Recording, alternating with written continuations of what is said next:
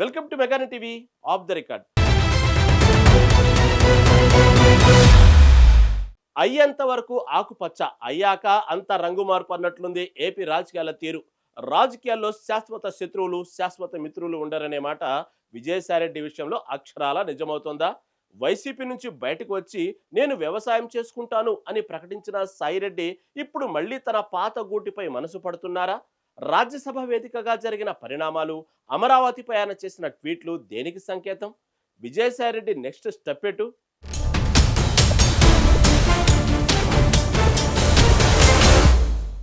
ఆకాశంలో సూర్యుడు, రాజకీయాల్లో వ్యూహాలు ఎప్పుడు ఒకేలా ఉండవు అంటారు. నిన్నటి వరకు వ్యవసాయం నా పని అన్న నేత నేడు మళ్లీ ట్వీట్లతో పొలిటికల్ దుమారం రేపుతున్నారు. ఆయనే వైసీపీ మాజీ ఎంపీ, ఆ పార్టీలో ఒకప్పుడు నెంబర్ 2గా చక్రం తిప్పిన విజయసాయిరెడ్డి.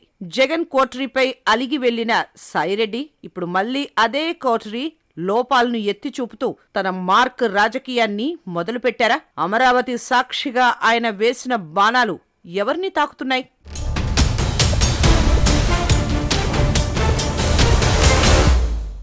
వైసీపీలో నెంబర్ 2 స్థానంలో ఉండి జగన్మోహన్ రెడ్డికి అత్యంత సన్నిహితుడిగా పేరు తెచ్చుకున్న విజయసాయిరెడ్డి ఎన్నికల తర్వాత అనూహ్యంగా పార్టీకి దూరమయ్యారు. జగన్ కోటరీ వల్లే తాను దూరం కావాల్సి వచ్చిందని ఆయన బహిరంగంగానే అసంతృప్తి వ్యక్తం చేశారు. ఆ తర్వాత కొన్నాళ్ల పాటు రాజకీయాలకు దూరంగా ఉంటూ లిక్కర్ కేసులో విచారణలు ఎదుర్కొంటూ సైలెంట్ గా ఉండిపోయారు. కానీ ఆ నిశ్శబ్దాన్ని చీల్చుతూ ఇప్పుడు సోషల్ మీడియా వేదికగా ఆయన చేస్తున్న యుద్ధం రాజకీయ విశ్లేషకులను సైతం ఆశ్చర్యానికి గురిచేస్తోంది.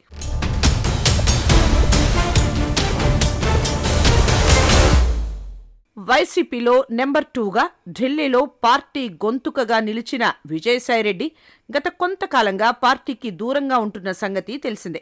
జగన్ కోటరీ వల్లే తాను దూరం కావాల్సి వచ్చిందని ఆయన ఓ సందర్భంలో అసంతృప్తి వ్యక్తం చేశారు. ఆ తర్వాత వ్యవసాయం చేసుకుంటా అని ప్రకటించి రాజకీయాల నుంచి విరామం తీసుకుంటున్నట్లు కనిపించారు. కానీ గత కొద్ది రోజులుగా సోషల్ మీడియా వేదికగా ఆయన చేస్తున్న పోస్టింగ్లు ఏపీ రాజకీయాల్లో ప్రకంపనలు సృష్టిస్తున్నాయి.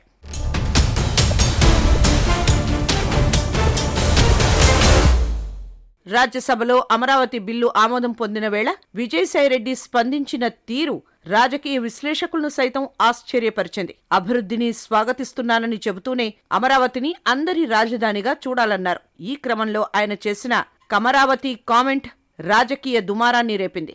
రాజధాని అభివృద్ధి ఒక వర్గానికే పరిమితం కాకూడదని సూచించడం ద్వారా ఆయన తన పాత ప్రత్యర్థులకు గట్టి కౌంటర్ ఇచ్చారు. ఇది ఆయన వైసీపీ భావజాలానికి ఇంకా దగ్గరగానే ఉన్నారనే సంకేతాన్ని ఇచ్చింది.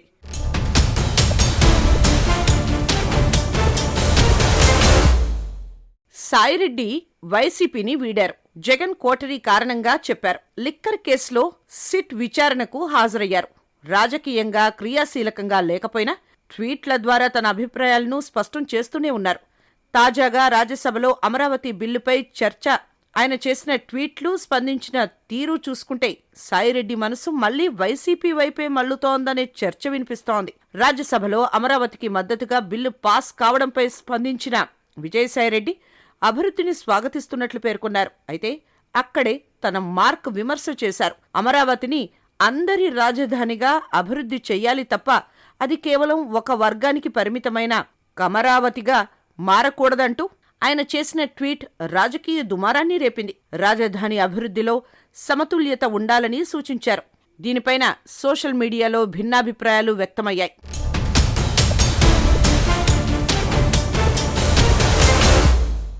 అన్నిటికంటే ముఖ్యంగా రాజ్యసభలో కాంగ్రెస్ ఎంపీ రేణుకా చౌదరి వైసీపీ అధినేత జగన్ను విమర్శించినప్పుడు సొంత పార్టీ ఎంపీలు మౌనంగా ఉండటాన్ని సాయిరెడ్డి తప్పుబట్టారు. పార్టీ అధ్యక్షుణ్ణి ఒక ఎంపీ నోరు పారేసుకుంటే మీకు చీమ కుట్టినట్లు కూడా లేదా అని ఆయన నిలదీసిన తీరు చూస్తుంటే జగన్ మీద ఆయనకు ఉన్న అభిమానం ఏమాత్రం తగ్గలేదని స్పష్టమవుతోంది.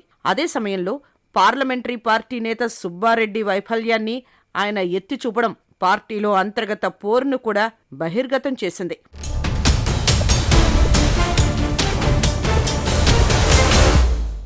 సాయిరెడ్డి చేసిన ఈ వ్యాఖ్యలు ఆయనకు జగన్ పట్ల ఉన్న విధేయతను మరోసారి గుర్తు చేశాయి. పార్టీలో కొందరు కీలక నేతల మీద కోపంతో బయటకు వచ్చినప్పటికీ అధినేత పట్ల తనకున్న అభిమానం చెక్కు చెదరలేదని ఆయన సంకేతాలిచ్చారు. అదే సమయంలో పార్లమెంటరీ పార్టీ నేతగా ఉన్న సుబ్బారెడ్డి వైఫల్యాన్ని ఆయన నేరుగా ఎత్తి చూపడం పార్టీలో కొత్త చర్చకు దారితీసింది. అమరావతి అభివృద్ధిని స్వాగతిస్తూనే అది కేవలం ఒక వర్గానికి పరిమితమైన కమరావతిగా మారకూడదని ఆయన చేసిన ట్వీట్ ఆయన ఇంకా వైసీపీ సిద్ధాంతాలకే కట్టుబడి ఉన్నారని స్పష్టం చేస్తోంది. దీంతో ఆయన కూటమి వైపు వెళ్లే దారులు మూసుకుపోయాయని, ఆయన చూపు మళ్లీ వైసీపీ వైపే ఉందనేది విశ్లేషకుల అభిప్రాయం.